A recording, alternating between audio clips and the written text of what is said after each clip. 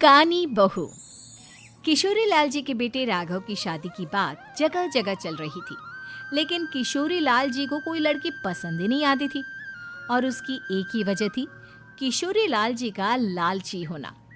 उनको लड़के वालों से मोटा दहेज चाहिए था और इसी चक्कर में एक दिन वो एक बहुत पैसे वाले के घर अपने बेटे का रिश्ता लेकर पहुंचे।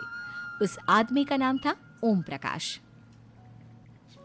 देखिए किशोरी लाल जी, मेरी एक ही बेटी है और मेरी सारी संपत्ति जायदाद सब कुछ मेरी बेटी नैना का ही है। पापा, नाम से लगता है बहुत खूबसूरत होगी। कितना अच्छा नाम है ना, नैना।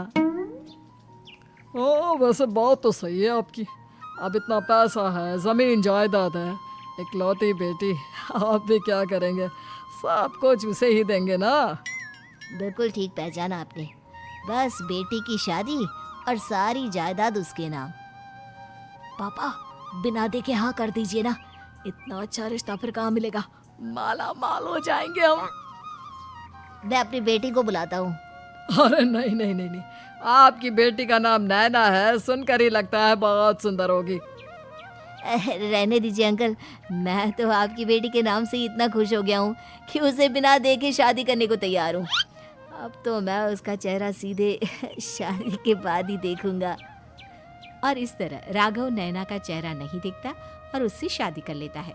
शादी के बाद अपनी सुहाग रात पर जब राघव नैना का घूंघट उठाकर देखता है तो नैना की आंखें बंद थी।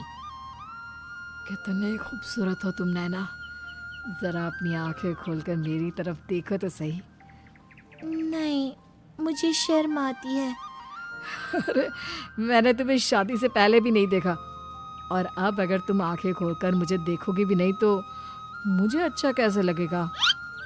इससे पहले कि नैना अपनी आंखें खोलकर राघव की तरफ देखती, अचानक से लाइट चली गई और राघव नैना को पूरी तरह से देख भी नहीं पाया। अगली सुबह नैना राघव के लिए नाश्ता बनाकर लेकर आई।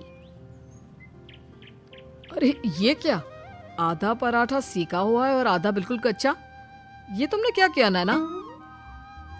बहू, तुमने क्या आधा पराठा तवे से नीचे लटका कर रखा था, जो आधा सिका है और आधा कच्चा?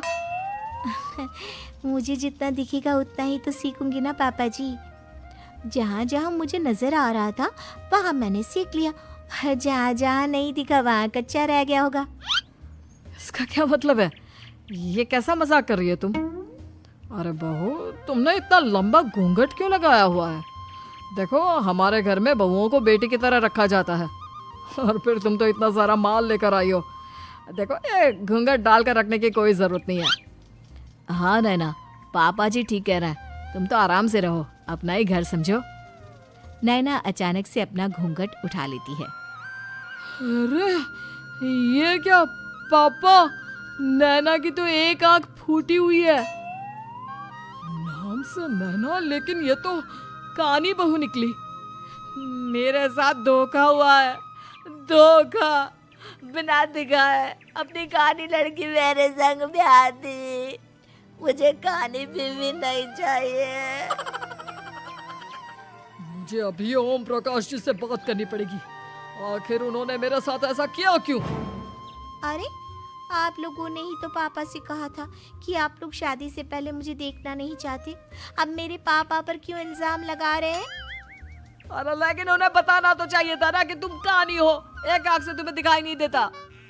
किशोरी लाल और राघव नाराज होकर ओम प्रकाश को अपने घर बुलाते हैं। पापा जी, ये आपने क्या किया? शादी से पहले बताया क्यों नहीं कि नैना की आंखों में परेशानी है? अरे, आप ही ने तो लड़की देखने से मना कर दिया था। अरे लेकिन आप बता तो सकते थे। आपको तो हमारी बेटी की प्रॉपर्टी चाहिए थी, वो भी पूरी की पूरी। अब क्या हुआ अगर उसे आधा दिखाई देता है?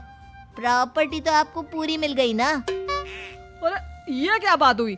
मेरी शादी प्रॉपर्टी से नहीं, आपकी बेटी से हुई है।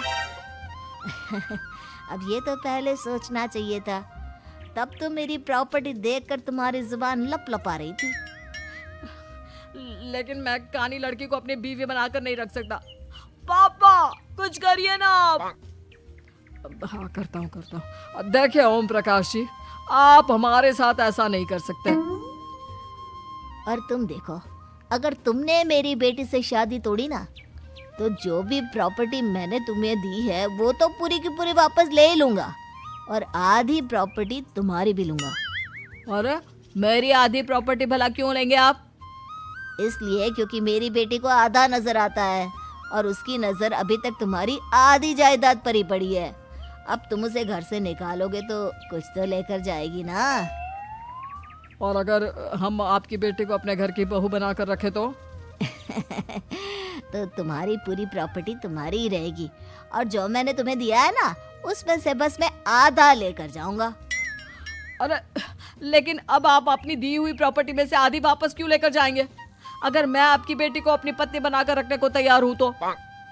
इसलिए ताकि भविष्य में अगर तुम मेरी बेटी को धोखा दो तो उसके पास कुछ तो रहे जो पति का हो। वैसे मेरे पास तो बहुत कुछ है, लेकिन अपने पति की कोई निशानी तो उसके पास होनी चाहिए ना। अब अगर तुमने मेरी बेटी को कहानी कहा तो तुम्हें प्रॉपर्टी भी कहानी ही मिलेगी, पूरी नहीं। जमाए राजा। किशोरी लाल और राघव समझ चुके थे कि वो बुरी तरह फंस चुके हैं और अब उनके पास वहां से निकलने का कोई चारा नहीं है। अब समझ में आया ना, लालच बुरी बला होती है। एक तो तुम्हें प्रॉपर्टी मिली, ऊपर से बीवी मिली, उसमें तुम्हें नखरे भी दिखाने हैं।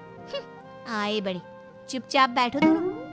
कुछ दिनों के बाद नैना राघव की कार लेकर बाजार घूमने निकलती है और जब कार लेकर वापस आती है, ये क्या? एक तरफ से मेरी गाड़ी पूरी खराब हो चुकी है।